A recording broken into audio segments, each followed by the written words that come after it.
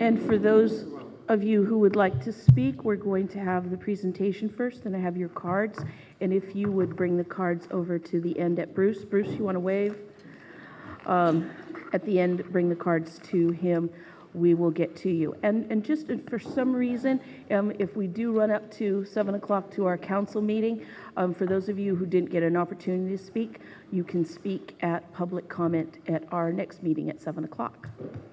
So right now, I'll kick it off to our city manager, Magda Gonzalez. And I'm going to try to wear two hats and do roll call for the official record. Councilmember Reddick. Here. Councilmember Penrose. Here. Councilmember Mueller. Here. Vice Mayor Kwolchek. Here. And Mayor Fraser. Here. Okay.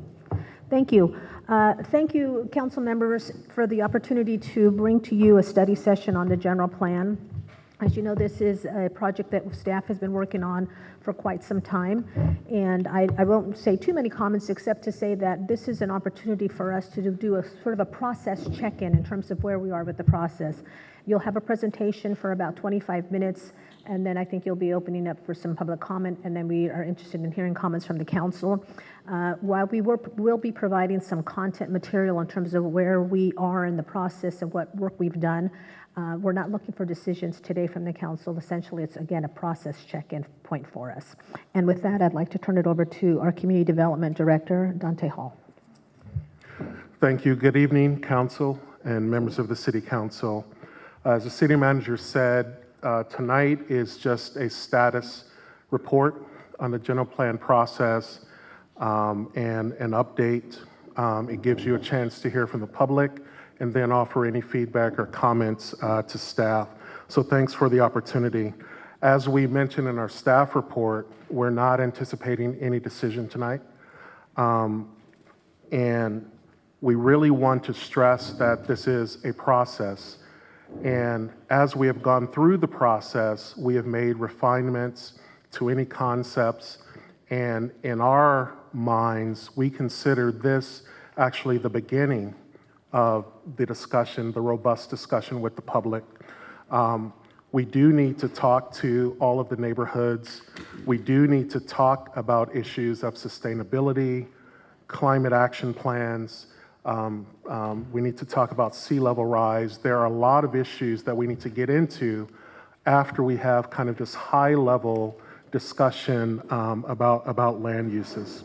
So tonight I just want to give a brief kind of background, and I think I hate not being able to see the the machine. So tonight we'll give you an update. We'll provide some of the analysis that we've done to date, and then we'll discuss the process moving forward in more detail. Again, this is the beginning of the process and not the end and not the decision point. We'll recap some of the background information of the existing conditions, and then finally we'll talk about the three concepts that are for discussion and hear discussion from our City Council and from the public on it. Since our last meeting, we have done a lot more community outreach. We have had some GPAC meetings. We have had a planning commission meeting. And throughout all of these meetings, we've refined our process more and more and more. And that's really what the process is intended to do. It was not an intent to just put something out there, take it or leave it. No, these are concepts and ideas and issues for discussion. And again, a beginning and not an end. So our schedule, if I can get this to work. There we go. So our schedule indicates that we're roughly at the choices point, and it says, you know, the beginning, end of 2014, beginning of 2015. That's the stage we're at right now. And it's not uncommon for the timeline of a general plan to be extended because sometimes there's a need for more analysis, more outreach, and more discussion. So we're giving you kind of a general idea of the general plan, and we will refine the timeline with all of the other activities we have. So, steps to a preferred plan. We'll go through our discussion tonight on the concepts, and it's an interesting thing, planning. Most people are familiar with how planning works, and you really start from kind of a high-level idea of how you would like general land uses placed on a property. It is common, and it's just kind of human nature to want to know what's going to be in that corner and where's it going to go. We're not there yet. We will get there. There are several steps to this. We're trying to determine the higher level uses. We don't have road alignments yet. We don't have where exactly a house is going to be, what's the setback from other properties. We don't have a lot of that information, and that's the discussion we want to have with the community before we actually determine that. But what I can say for sure, there are no cut-through roads in Highland, in the Highland neighborhood. We've proposed trails. We've proposed if there are new neighborhoods to connect those new neighborhoods, but there are no cut-through traffic or highways through Highland. There are no mini mansions on the bluff tops. In any of our concepts, there are no mini mansions proposed for the bluff tops. There's no new roadway proposed on Railroad, on the west side of Highway 1. We have mapped all of the environmentally sensitive habitat areas, and we've overlaid them with any proposed land uses so people can get a full accounting and an idea of what environmental issues are there. We have accounted for sea level rise and the impacts to it, and taken that into account in any recommendations that we've made. So again, it's a beginning and not an end place. I'm going to have Bruce Ambo go through a few slides, and then we'll turn it over to our consultants. Thank you, Dante. Anyway, I think it'd be helpful to ask ourselves 4 questions. The first one is, why are we updating the general plan? And there's a number of reasons. First and foremost is that the existing general plan that we're operating with was adopted, portions of it, in 1990. So the existing general plan is over 20 years old. Furthermore, there are a number of policies and structural inadequacies in the existing general plan that need to be corrected to reflect our aspirations. For example, the existing general plan provides too much population growth, and we've analyzed this, and we'll point to some of the specifics of this later on in our presentation. But it does not provide adequate housing diversity, walkability for the downtown area, more local shops, and retail opportunities. It would not lead to a balanced community in the sense that it creates jobs and housing, and we've taken steps in what's been developed thus far to get into strike a more of a balance. It does not provide for adequate open space, agricultural land, or environmental protection. And in fact, we're missing some of the important state-mandated elements of the conservation, like, for example, the conservation and open space elements are state-mandated elements. So it's a deficiency that we've been operating under since the early 90s. And that's one of the objectives that we have in this update, is to put that into the current general plan. The resource mapping is old and outdated. You'll see it when we do the comparisons of the existing maps that we've been using and what we'd like to propose to use. It's far more accurate, more readable, and understandable, and anybody can figure that out. And then the land use and transportation planning really isn't integrated to the extent that we would like to see in terms of a proactive stance on how the community might evolve for the next time horizon, which is 25 years. But I think we've gone through a number of steps in the development of the guiding principles, and those kind of reflect the community aspirations. And on a number of fronts, we're just not reflective of that in the existing general plan. The other three key questions that we can ask is, will updating the general plan result in more population? And the answer is no, the opposite is true. Each of the concepts represent less growth than the current general plan. The second key question is, will the updated general plan result in less open space? And the answer is no, the opposite's true. Each of the concepts generate more open space than currently exists in the existing general plan. These concepts seek to provide clear long-term guidance for where open space and agriculture can be preserved, and we're somewhat at a disadvantage under our existing land use framework. These concepts also strengthen protection of coastal and open space. Lastly, one of the key questions is, what can be done to reduce traffic on Highway 1 and 92? Well, we've updated the you may recall we updated the circulation element in 2013, but that included relatively short-term strategies for some intersection improvements, channelization improvements, signalization. But the concepts that are being studied in this comprehensive update that integrates land use show improvements for bike and pedestrian facilities. It may include additional strategies for roadway development within the context of working with the land use that's being studied thus far. And furthermore, it's also in alignment with the, it's called the Midcoast Comprehensive Management Plan that is county-wide, what's being proposed by, through the update in Montera and Granada.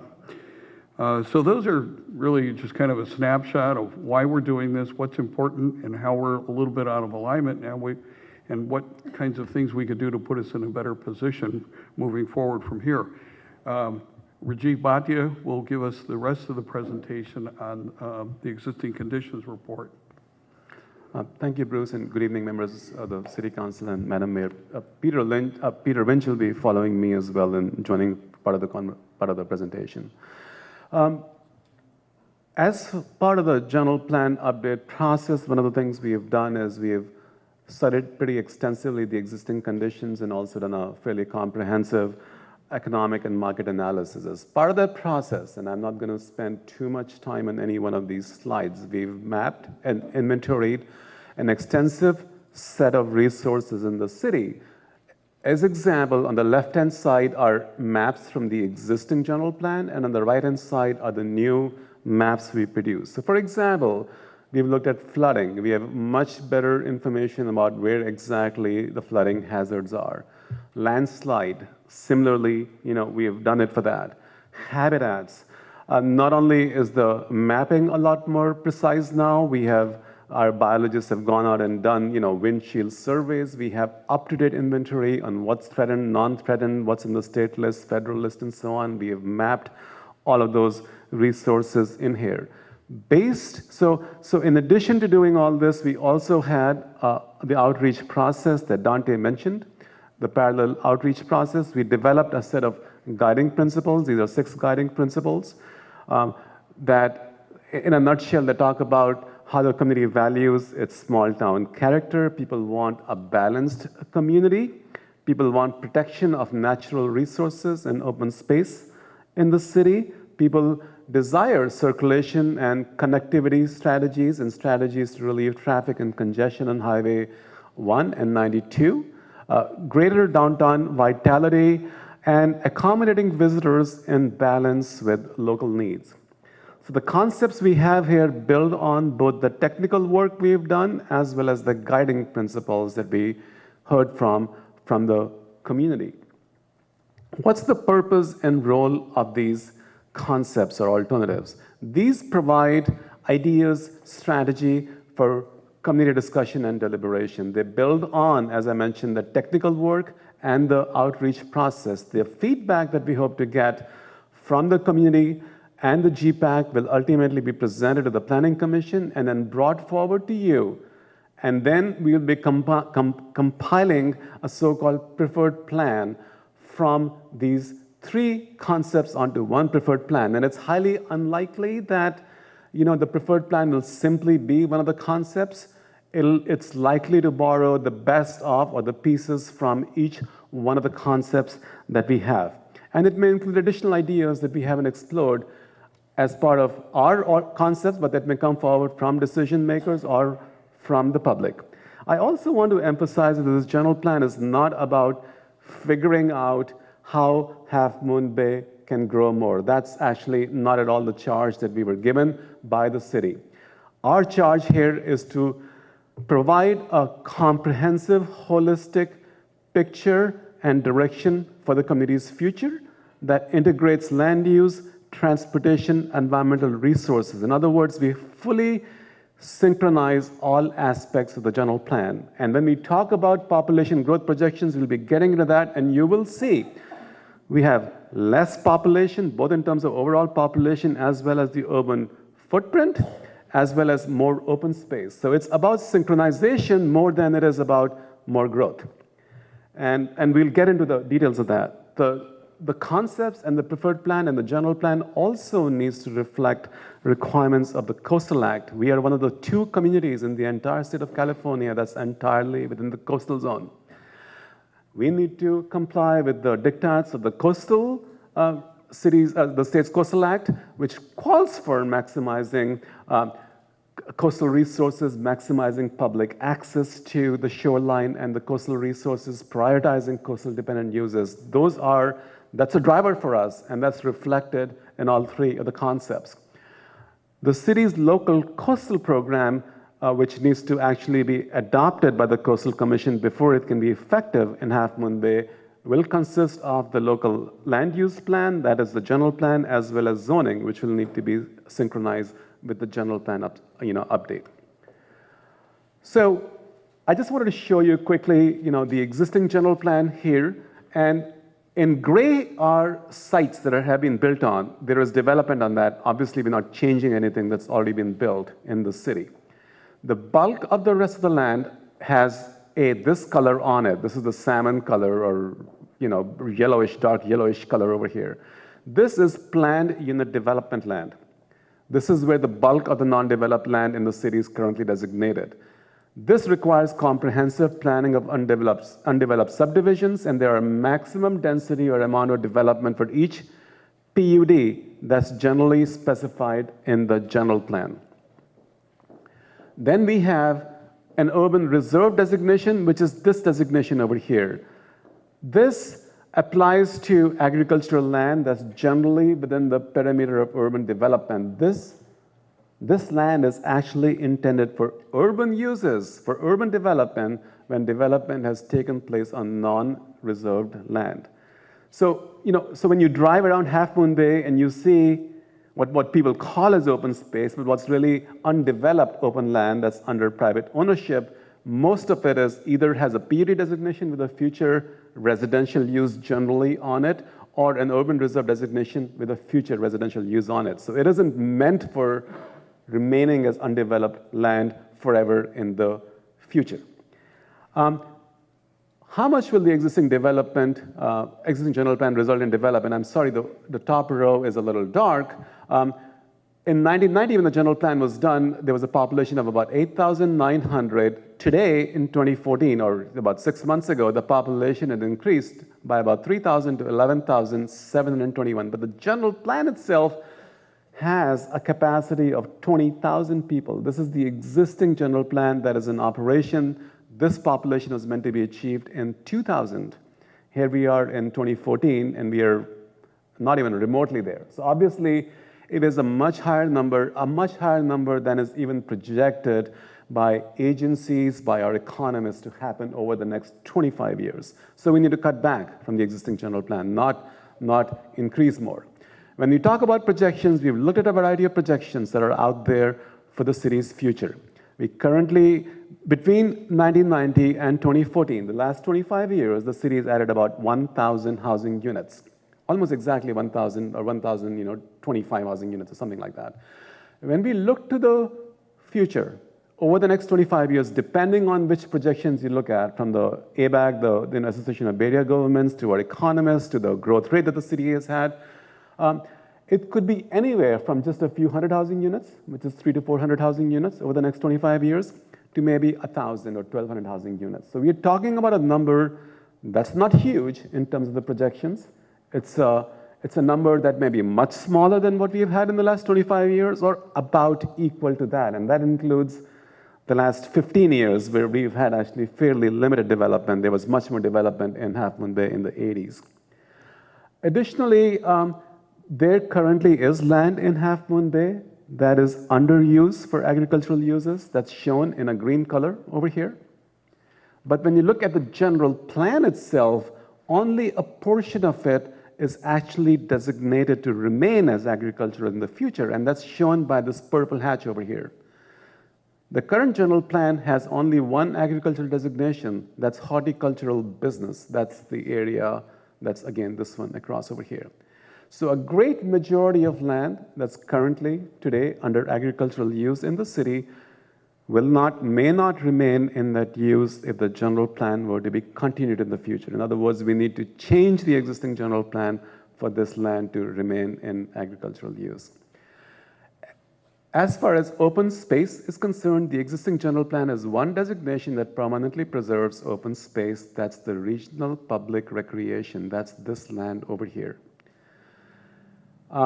In addition to that, certain trusts and other entities have acquired certain parcels with the intent of maintaining those as permanent open space. Those are shown in green color across over here. But none of the other land here that again, people drive around and think that's open space. It's not public open space. It's not designated to be public open space. And unless we were to take some actions, it'll not result in what we call as public, open space, whether that's open space for conservation or recreation. In terms of parkland, we currently have 22 acres of active parkland, active recreational parkland in the city. We have additional open space that's along the coastline. The existing general plan identifies 12 sites for new parks, and we have largely carried forward those sites either in exactly the same locations or in somewhat different configurations to better match where we're showing population. So there is still capacity to develop new parkland in the future, and that capacity has been retained under the alternative. So in a nutshell, and I know this committee is very interested and passionate about open space. It's one of the fundamental guiding principles we have here. We currently have in our planning area 1,160 acres of land that's currently in agricultural use. With the general plan, only 150 acres of that would remain. As far as open space and regional parks go, we have about 600 acres. That's where we are with it now. There is no more sort of open space designated in the general plan that has not been acquired by either the city or a state agency. Now, with the caveat that as future PUDs are developed, they will have a footprint that's much smaller than the site, so we may have addition to the city's overall open space. But as far as the general plan goes, we don't have any more sites left for that.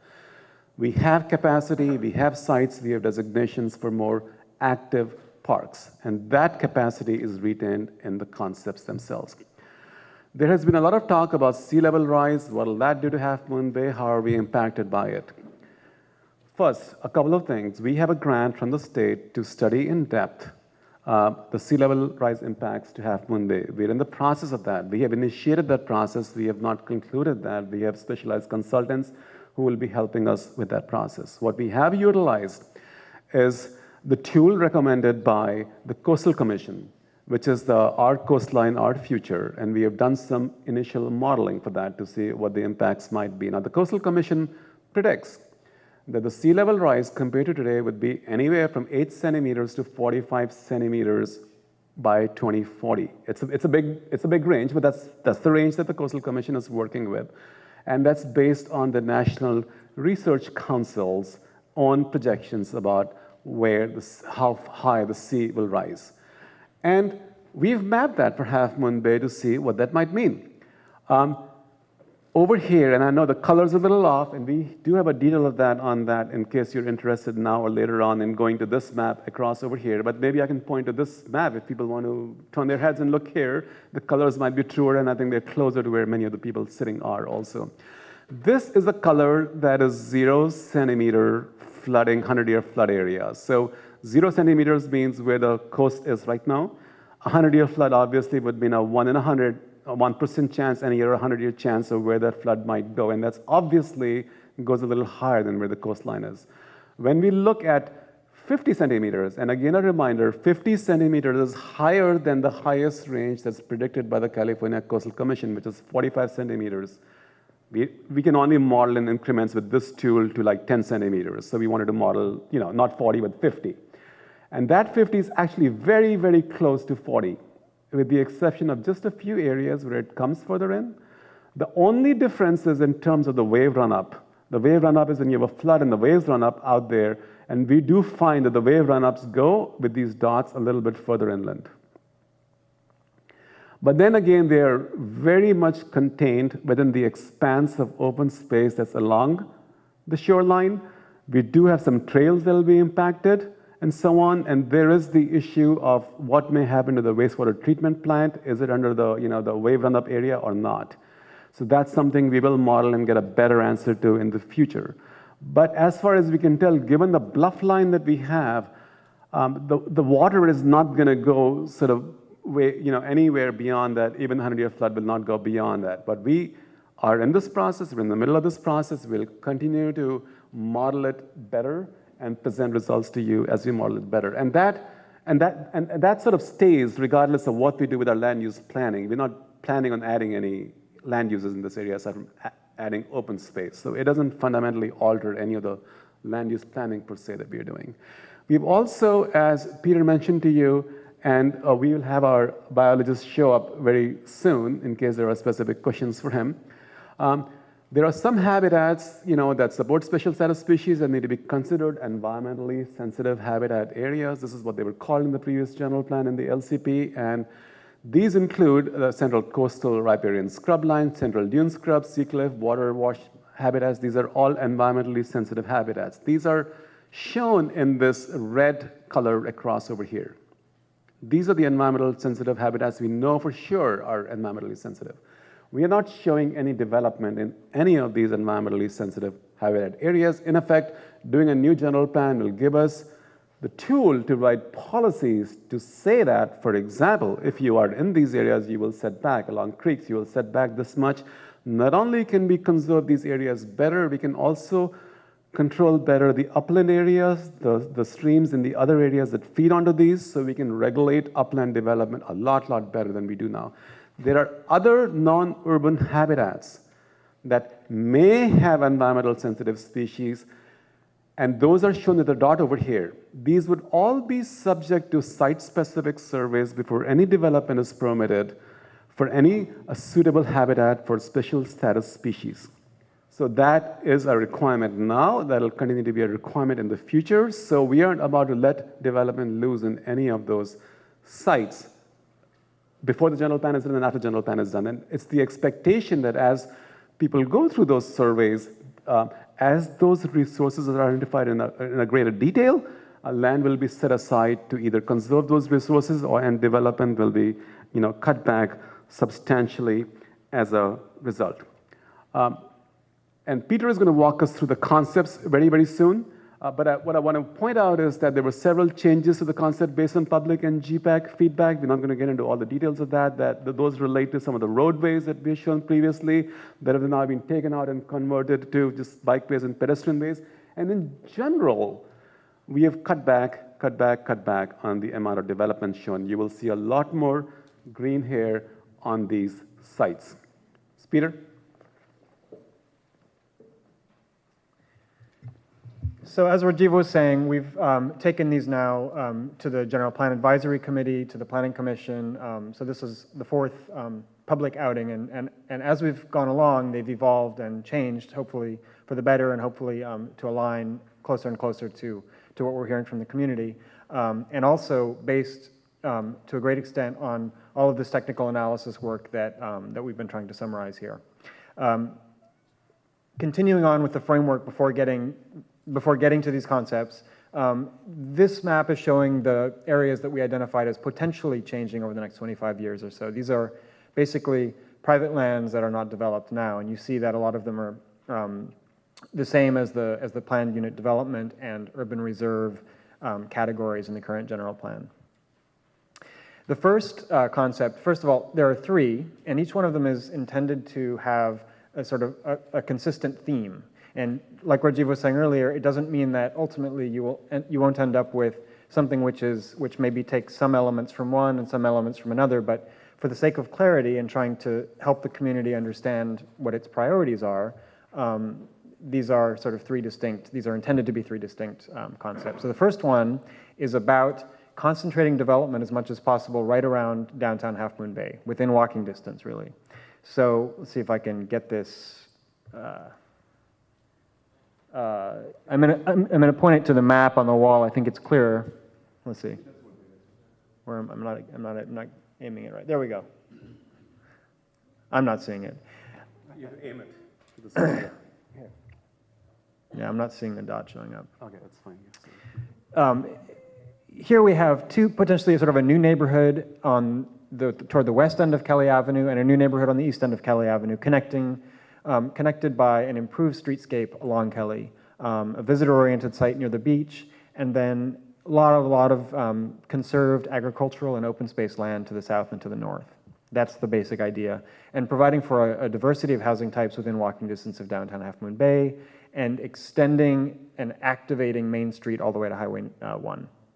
So that's the compact core in a nutshell. Walking through in a little bit more detail, these sort of more zoomed in maps, because it's sort of hard to tell at the full scale, showing the visitor-oriented site at the west end of Kelly Avenue, which could be a nice opportunity for Half Moon Bay to better showcase its beach, capitalize on that. A couple of new neighborhoods, the activated Main Street, North Main Street, and so on. Moving on to some parks and trails concepts, we have the Coastal Trail extending south, and a new trail along the east side, sort of the Foothill Boulevard alignment. You're going to try to get me to... No, it's fine. I just wanted to also emphasize that while we are having compact development, this also enables us to retain the rest of the city as actually much of it as open space or agricultural use. So if we were to do this concept, we would actually go back and rezone many of the sites that are currently in a PUD designation back to agricultural, open space, or some other use. Exactly. So all of this land in the Wavecrest area would have an open space designation, which it doesn't currently have. And a lot of the land to the north, which is agriculturally used, would now have an agricultural designation, which it doesn't currently have. There would be Highway 1 circulation improvements, the recent 2013 circulation element update, and perhaps some additional improvements, and then Kelly Avenue streetscape improvements to kind of link the new areas. This map, and we've done this for each of the concepts, shows, again, it's the same land use concept, but it's overlaying those ESHA and potential ESHA categories. Those are the hatching. And again, we are not showing any development areas on the ESHA habitats. And as Rajiv was saying, the potential ESHA habitats would require project-specific review so that we could understand which parts of the site could have development and which parts would need to be preserved for habitat. Sorry, thank you. Acronym. ESHA is Environmentally Sensitive Habitat Area, and it's a designation that the California Coastal Act requires that we make. This is the zoom-in version of the sea level rise mapping that we've done preliminarily using the tools that are available. And again, as Rajiv was saying, we don't anticipate sea level rise being an issue for development, but it will continue to be something we need to address from a policy standpoint. The second concept we're calling neighborhood connections. And in this concept, it is about sort of knitting together some of the neighborhoods north of downtown Half Moon Bay while really concentrating on conserving open space and agriculture west of Highway 1 and preserving the PUD designation in the Wavecrest area. So those are sort of the main points of this concept. Getting a little bit closer, you see some new neighborhoods, some new connections. There's sort of a gateway and a neighborhood node right along Highway 1 in the Venice Beach area, along with conserved land toward the coast. And these changes identified here are more park and open space related. You see in this concept There's a central park, which is something we heard from a lot of community members as an interesting thing to explore. So we're showing a central park concept on the Beechwood site, and additional parks and trails as well. Connections, the Coastal Trail connection, the East Side Trail connection, and trail along a riparian corridor along Pilarcitos Creek. Finally, getting into circulation improvements. With this concept, we might have somewhat more improvements along Highway 1, and you wouldn't necessarily have that Kelly Avenue focus. Again, we have overlaid this land use concept with the ESHA and potential ESHA to show how it interacts with habitat planning and considerations. And the third concept we're calling Showcasing the Coast. And the main idea here is trying to link neighborhood, sort of the community and open space character of the coastline to have this sort of combination of preserved open space and activity centers to sort of highlight the coast for visitors and make the coast more accessible and enjoyable for people who live here. So you have some new neighborhoods actually on the west side of Highway 1 in this concept, connected to new neighborhood areas. And you have a larger visitor serving site, maybe a larger hotel site at the west end of Kelly Avenue. So again, walking through these very quickly, you can see in more detail. And this concept, there's a Central Park, again, site, but in this case, it uses a site that was identified in the current park and recreation element. So we tried to be building on the current plan where we could. I'll give it back to Rajiv for a little bit of comparison. Yeah, I'm just going to quickly compare three aspects of these concepts with the existing general plan. One is the overall population. This is where we are right now. This is the current general plan. So our population is 11,700 today. The current general plan will lead us to a population of 21,000 people almost. That's, gosh, getting to be close to doubling. Each one of these concepts has a much lower population number, 15,400 to 16,000. So we are talking about much more reduced population compared to what the current general plan talks about. The second thing I want to focus is on jobs and the balance between jobs and housing. Currently, we have a deficit of jobs in the community. We have a lot more housing than we have jobs for. Now, we can philosophically talk about that as a concept, whether Half Moon Bay should have more or less or whatever, but the guiding principles talk about a balanced community with greater local serving facilities and establishments in town, some office incubation spaces, places to nurture startups like GoPro, which we've been told at many public meetings should have remained here at least for a while. So each one of these concepts will result in a much better balance between, one is the ideal between, you have an equal number of jobs and employed residents. So people will still commute out of the city, people will still come in, but you have balance in the community. Each one of these concepts is much closer to one than what the current general plan will lead to. The current general plan will add more housing, fewer jobs, fewer local services, so we'll have an imbalance. The third thing I want to talk, the first thing was population. We are reducing the population. Second thing is about a balanced community. We are increasing the balance. We're making the balance better. The third is the open space, and you can look at the maps here. On the left-hand side is the general plan, and here are the concepts. You are seeing a lot more green in each one of these, along the coastline, in the inland area, and that's shown by this chart over here as well, that in terms of agricultural land, we'll have more agricultural land preserved in each one of the three concepts compared to the current general plan. More open space. We're talking about going from 600 acres to almost 1,800 acres, tripling in some of these concepts over here. We're talking about increase in active parkland as well. And we talk about parkland per 1,000 residents, active parkland per 1,000 residents.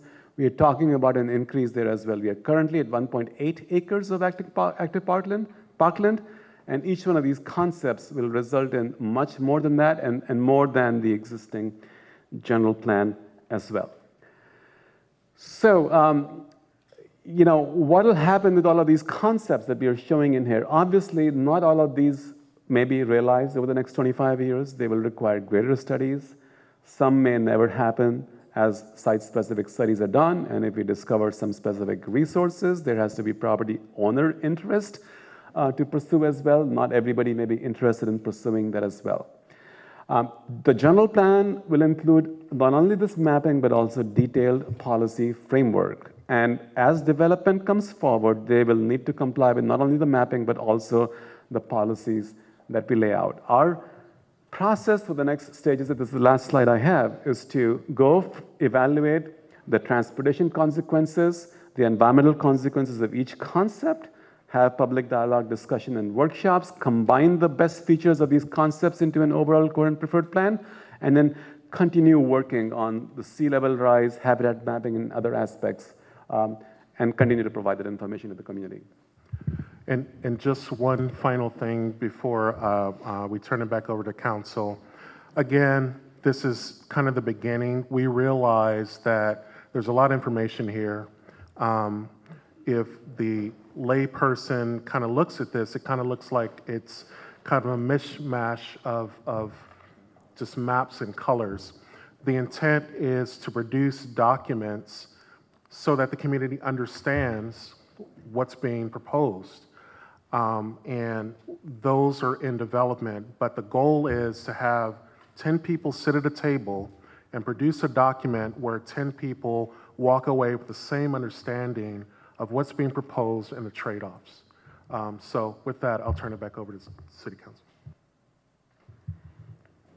A couple of things. First, I want to ask you a question. When you say they produce the document, so then in turn that document goes out into the community and we continue and have several more workshops to get input on there.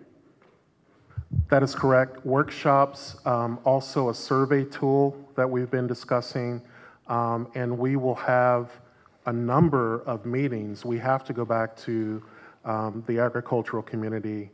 We have to go back to the seniors. There's a lot of input and discussion we have to have with the community. Thank you. Before I bring it back to council, just a couple of things. Since we did start a little later, we have a lot of people here, and I have 7 cards already, so if each person took their 3 minutes, that would extend us to about another 20 minutes. We do have a smaller agenda on our regular council meeting this evening that was supposed to start at 7. So if we take an additional half an hour here to continue this, to hear from at least these 7 people.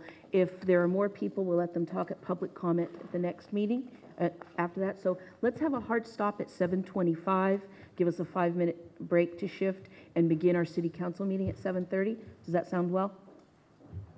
I just want to ask whether or not we want to give the public time to look at the maps, 5 minutes or so. The maps have not been available until tonight, so perhaps. Yeah. Yes. Yeah, certainly the pleasure of the council. Just as a reminder, though, we're not making decisions today. So while we had presented the level of detail in terms of the maps, we understand that this community council, no one can react to those today. It was just to try to provide some background in terms of where we are in the process.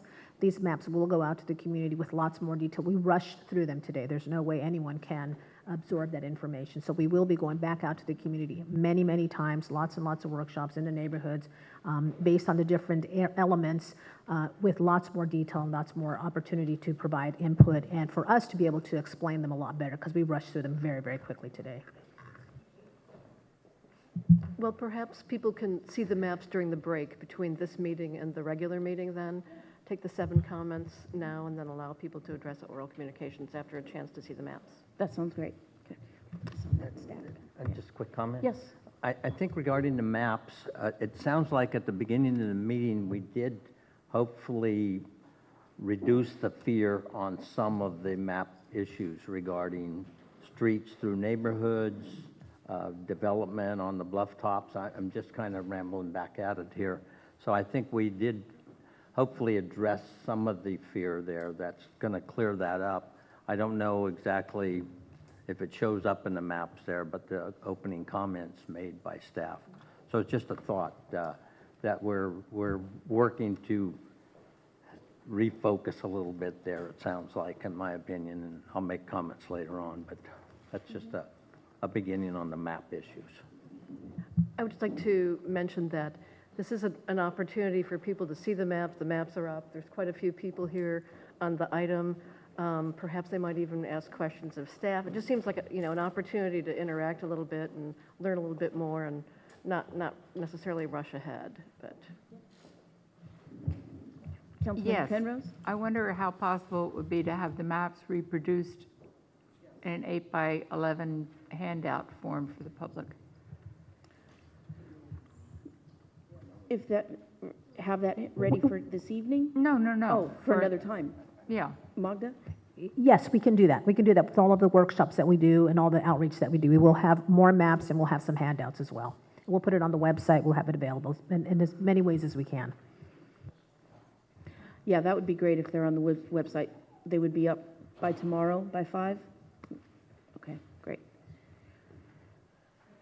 Councilmember Kowalczyk, any comments? All right, I'll proceed then with public comment for the first 7 people. Then the remainder, you will be able to speak at our following meeting under public comment.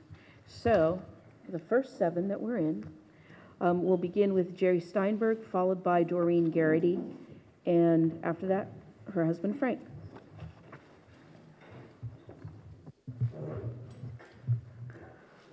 Jerry Steinberg, 591 Terrace Avenue, Half Moon Bay. First, real fast comment, I think Dante and the company that has done the planning has done a great job. I mean, it's impressive. What I would like to discuss is the devil is in the details. And I'd like to just run through one thing which still shows up on the map. And just to, this is the kind of thing that you'll definitely be getting into once we get more comments back. So I'm just going to read these off. It was great to see the community input through the General Plan Advisory Committee had agreed on November 13th to several modifications to the concept plans. We'd like to suggest some additional modifications which could be considered to help the circulation issues for, in particular, the Podesta property. At the last special all-day City Council meeting on January 13th, I submitted a request, actually Mayor Marina had asked for it, of a detailed discussion of the factors of why the city had to pull back the CDP for widening of Highway 1 from Main Street to Kehoe Avenue, and that was per my appeal to the Coastal Commission. Separately, John Ward, the rep for Alianto Properties, has described that the discussed extension of Foothill Boulevard was not feasible as it cut through the heart of the Coastal Commission approved development. Also, Mike Ferrer, former mayor of Half Moon Bay, described why it was not possible to extend Golden Gate Avenue through Beechwood because of environmental issues, and other members of the Highland community will address some other issues. So under the guise right now of attempting to connect neighborhoods, it's not possible to help the circulation issues of the Podesta property using the paper street of Quartz. And I know that Dante initially said that now we're looking at just walkways or not streets. Here are the suggestions for consideration and inclusion by GPAC. The implementation of school busing as a joint CUSD City and Half Moon Bay should be noted and considered. George Muteff has presented this previously. The North Main Street and Lewis Foster can be widened to 4 lanes with a possible signal at Lewis Foster Drive with modifications to the signal at 92 and Main Street to discourage the shortcut to 92 East. Thank you. Thank you, Mr. Steinberg. Mrs. Garrity, followed by Mr. Garrity. Hello, my name is Doreen Garrity, and I live in Highland Park neighborhood. Can I ask Dante for clarification? My whole speech is maybe moot here. So, Dante, you had mentioned that there will be no new streets going through Highland Park neighborhood. Does that include you will not open up Quartz Avenue? Because on all the maps, it shows still, and maybe you just didn't get to change it, but it shows on the maps that Quartz Avenue opens up to Podesta property. So I just needed clarification.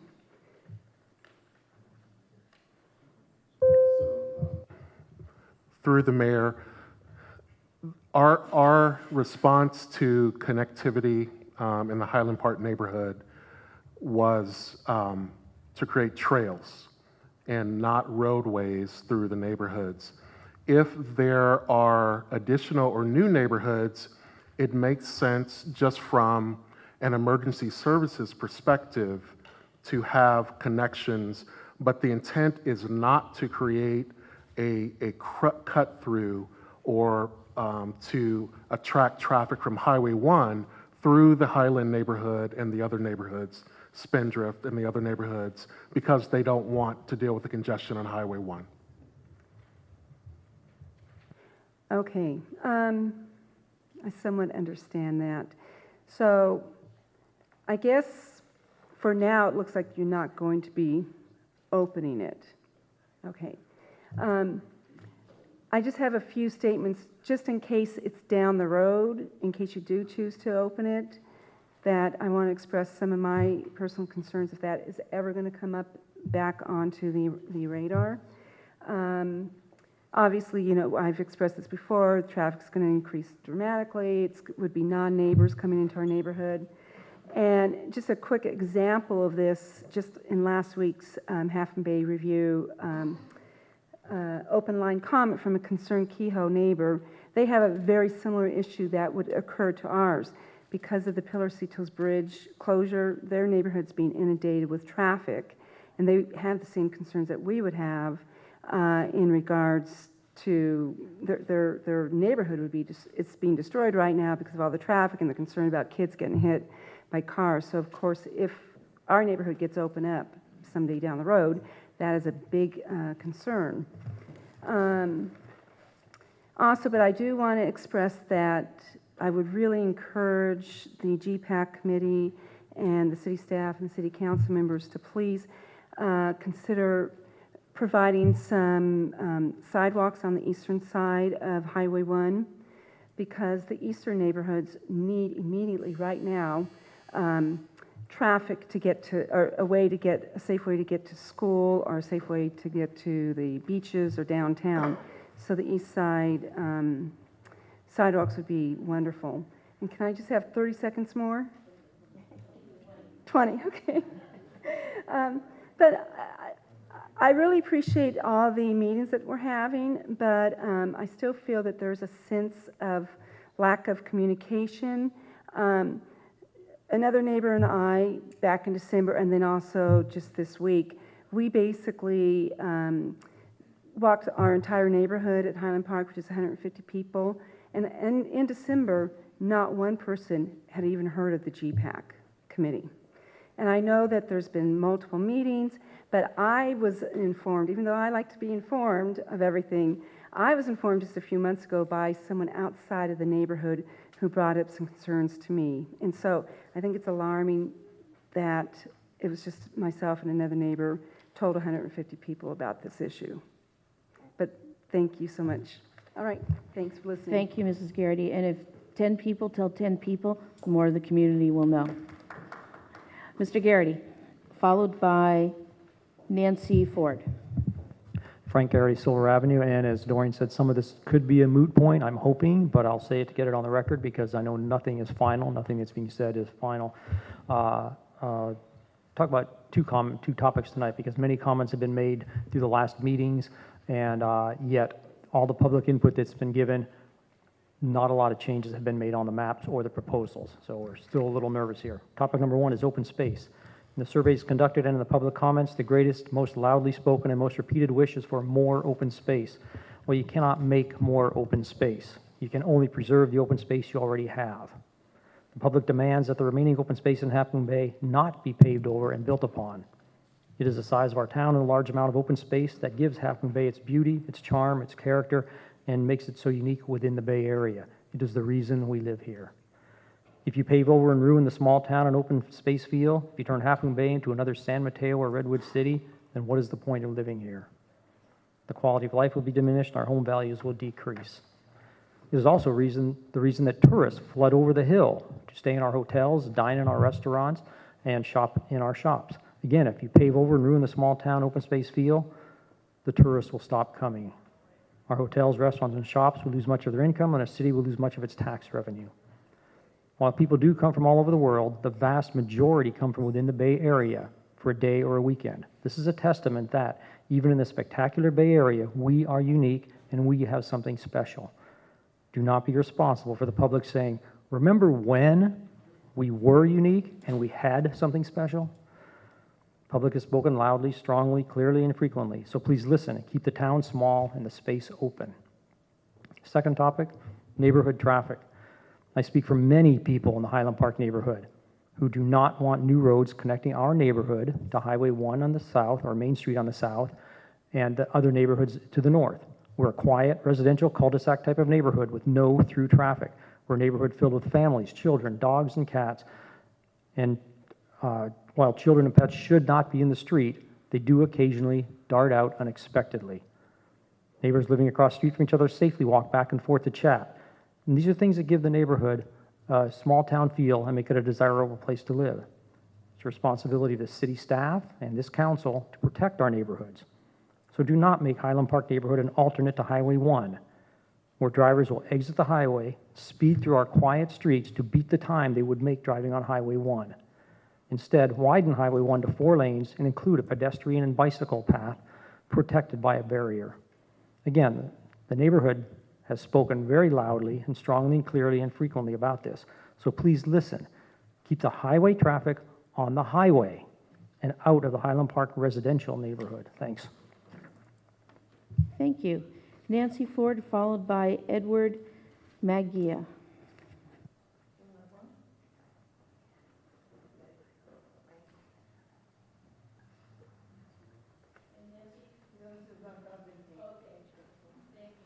No. Hello, my name is Eduardo Magaña, and I live in 527 Silver. And I just want you guys to know we don't want new roads in there. The reason we bought the property in there was because it was a nice, quiet area, and it's still nice so far. But with the opinion to open a new highway there with the Golden Gate and Silver is not a good idea, and I oppose to be living in an area like that. So that's my comment I got. Can I make another comment about the new building 5 and Church Street? Can I make a comment on that one or not? Does it have anything to do with GPAC? It doesn't. So you'll have to, that's a new development. So that would be either a question that we can ask, talk to you after this meeting, or if you'd like to talk at the next meeting on public comment. The next meeting will start in about 20 minutes. Okay. I guess I wait. Okay. Thank you, Eduardo. You need me to sign another paper, or I just wait? You know what? Let's talk to you after this meeting, and if we need another paper, we'll do that too. Thank you. 2 speakers, Matthew Detome and Philip Torrey.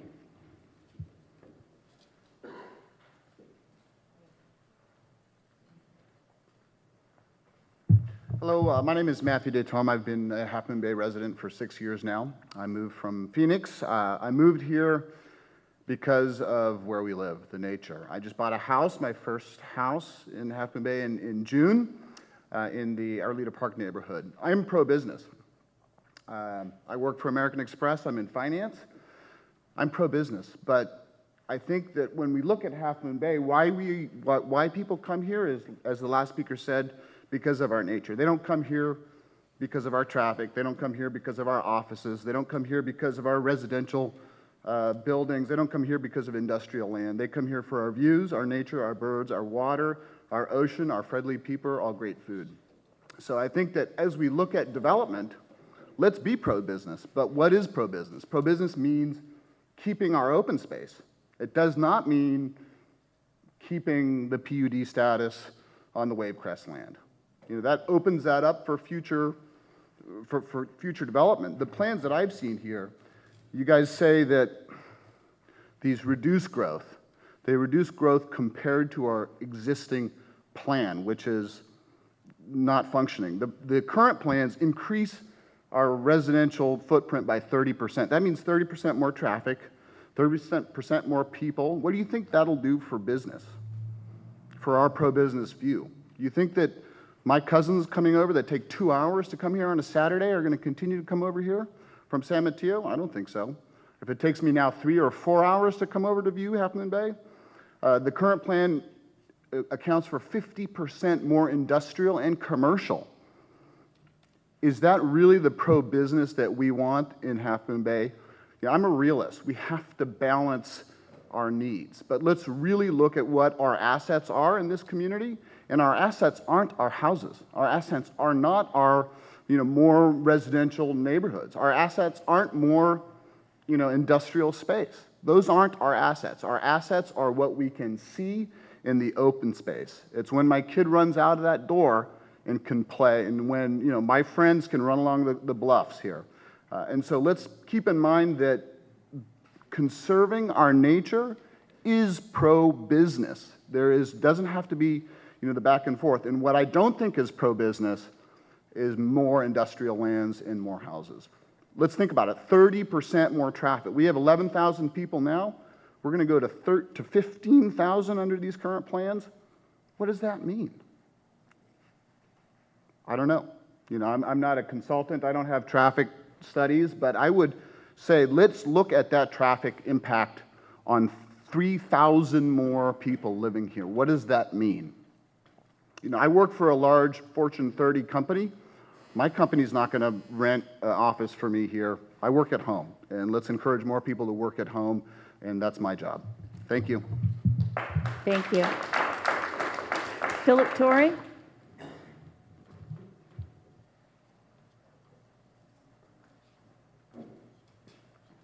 Good evening. My name is Philip Torrey. I live at 677 Highland Avenue. And I think enough has been expressed about our objections to cutting through the Highland Park area with respect to roads.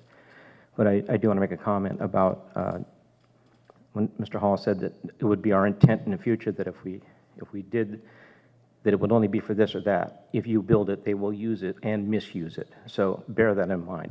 People are choking to death on traffic right now, and they'll do whatever. And if there's an access route, they'll take it. There are things called fire roads that I'm familiar with that are only available to emergency access vehicles. There's chains across the road. We have keys. Also, we have bolt cutters, and we're through. But if you open it up to the general population, they're going to take the shortcut. That I can tell you. And it seems to me that the elephant in the room always is Highway 1 and 92. And we're talking about all these enhancements to Half Moon Bay. Believe me, I'm not necessarily in favor of that, given how attractive it is right now and how many hours I sit in traffic or decide that I can't go somewhere because we can't sit in the traffic, or you're biting your nails to get to a doctor's appointment now, and God forbid there's an accident, it's a parking lot. So again, to me, my question is, where's Caltrans as a stakeholder in all of these talks? I mean, they should be the first solutions that you get before you begin talking about these grandiose things downstream. I mean, Highway 1 has to be addressed. I've lived here a long time, and it's become just unbearable. And everyone I talk to, my family members and everyone, they just swear, where's it going to end? How many more? And it also speaks to the fact that we kind of talk about population here in a vacuum. What about the weekend population? These people don't live here. What is our population on the weekend? And what is our population, at 3 o'clock in the afternoon, at a commute hour?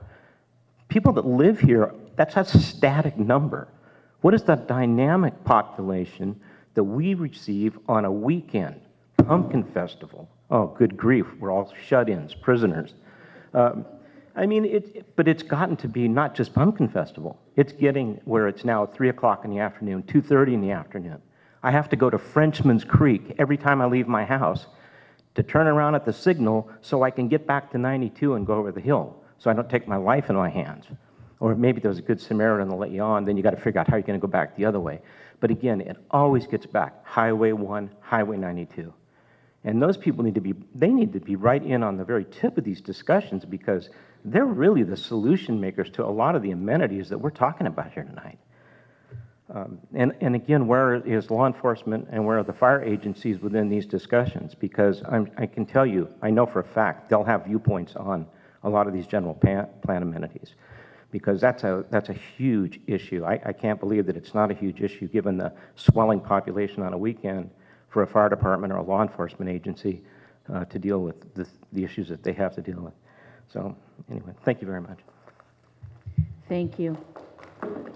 Bring this back to council for our last few minutes of comments. And for those of you who had turned in speaker slips, we'll hear you at public comment when our next meeting starts. Thank you for your patience and thank you for being here. Council, some comments? Yeah, I think, what we're reading and hearing and listening to, we all know there's a plan. I think we have to be very sensitive that the numbers are not going to be, the percentages are not going to happen overnight. We're talking about a many-year process here when you're talking about a general plan. But I think maybe in the general plan, we could look possibly at maybe 3 or 4 areas that are really specific to what's going on. If we look at downtown, continued revitalization of downtown, there's some vacancies down there, what we can do there. Downtown, south end of Main Street is very strong with our senior complex, which is doing a great job there. We've already decided open space is key for everyone. It's proven up there. Open space will continue to be a co-site issue constantly. We're not going to have all the answers to the traffic. I spoke to Rotary the other day and we talked about traffic. Unincorporated traffic has a big influx on us in Half Moon Bay. And it's not just us, it's what's coming from the north down. So our open space trails, I think, are very valuable. When we're talking about our agricultural lands, I think we have to look at flexibility in the agricultural lands. What we have done in the past does not work any longer. So we're having to look at some flexibility in the ag zoning land there and continue on with the environmental studies to make sure that we are protecting the habitat out there.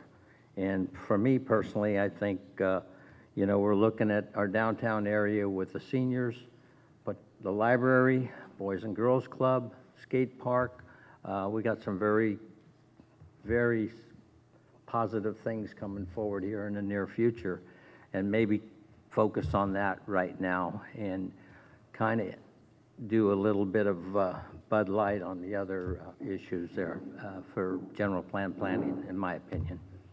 Just my thoughts. Councilmember Penrose? I agree with the last speaker when he talked about traffic being a #1 issue. I don't think we can address any of these projects without looking at how we're going to ameliorate the traffic. We've got the problem now, God forbid what it would be 5 years from now, much less 20 years from now.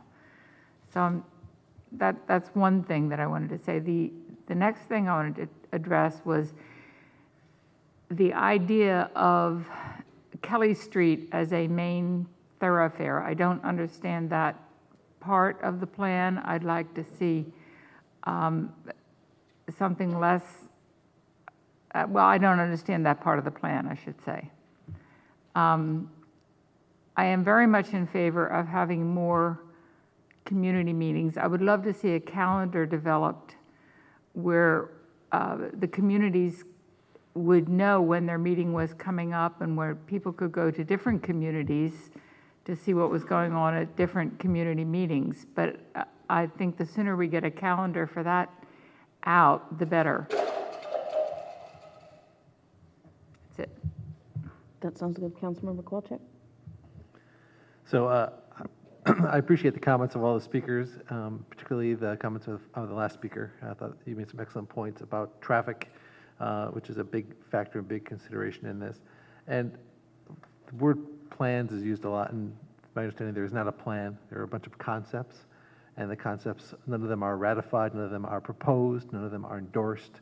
And my perspective is I'm trusting this process, and the process I'm trusting is a lot more community input to to vet the concepts so different pieces of the puzzle can come from the different concepts and come together. So I look at the different, the compact core and neighborhood connections, the different ideas. Those are ideas in my mind. And nodding Dante tells me, yes, I am correct. And so I want to let the ideas continue to go to the community, continue to get input. There are some things I scratch my head on. I'm like, well, that doesn't really make a lot of sense to me, but I'm going to trust the process and let a lot more community input come into this process. I also like the idea of developing a calendar and be more predictive as we get more community input, and even have those meetings in the neighborhoods themselves, which I know Councilmember Penrose has proposed in the past. But neat ideas, and I'm not going to pass judgment on them at this point. I just want to continue to hear from the community. Thank you. Councilmember Reddick? I'm definitely in favor of community outreach, more community outreach. It doesn't make sense to me to short circuit that. I think the library model is a good one. Lots and lots and lots of outreach. They reached more than 2,000 people doing proactive outreach. So I think that's really good. I like the idea of a calendar. And I like the idea of neighborhood meetings. And maybe we pair neighborhoods that are near each other to discuss not just community-wide issues, but neighborhood issues. Ultimately, I think it would behoove us to have neighborhood plans for each neighborhood, but that's the level of outreach that I'd like to see, in addition to various interest groups, actually go into the neighborhoods and explore the issues there in more detail. So. Thank you. I agree with council and all their comments. I think staff has taken notes to get some direction on that. It's helpful. Obviously, you've given input. Traffic, we do have it. And, at some point, there's only so much you can do. We can do more, but when 80% of us get up and drive over the hill every day within a 2-3 hour period, we're all there. So whether it's thinking more about carpooling, we can do that. We've got 11,000 people to the north of us and 11,000 people within the city of Half Moon Bay. Now, true, not 11,000 people are driving. There's children, there's seniors. But, we do have a lot of people pass through Half Moon Bay, and we only have the two roads. So there's a limited amount that you can do, but we can do better. And some of that is different alternatives. We're in an age where people can work at home and do that, but there's other people that can't. They have their jobs, their obligations. So there are plans to widen Highway 1. They've been in process for a long time, and a lot of that is to have a safe pedestrian way on the east side of the highway. So I think we continue and look at that 1 mile radius. I know there was a map up there. That 1 mile radius core really touches the center of all this activity, and how can we have better circulation amongst us? I'd like to see that. All right, staff, do you need any more direction? We don't. I think it's crystal clear. Just one point I'd like to make, that traffic is a regional issue. There's traffic that is generated above us and below us. We are part of the Connect the Coastside Technical Advisory Committee, and so we're working closely. What this process affords us that maybe other communities don't have the ability to do is to look at circulation in line with land uses. So we've done like a circulation element, but we really didn't consider land uses. This is a comprehensive planning effort that would allow us to do that. Okay, great. Well, good. It's 7:23. We're going to come back to our council meeting at 7:30. For those of you who've submitted blue cards here, come back to us for public comment. We're going to start at 7:30. We've got some proclamations to give. We do have a light agenda tonight, and those of you who are interested, in our next meeting, the key piece will be talking about the Pillar Cetus Bridge. So you're welcome to stay. Please look at the maps. We'll get them on the website. We'll convene the City Council meeting at 7:30. Thank you.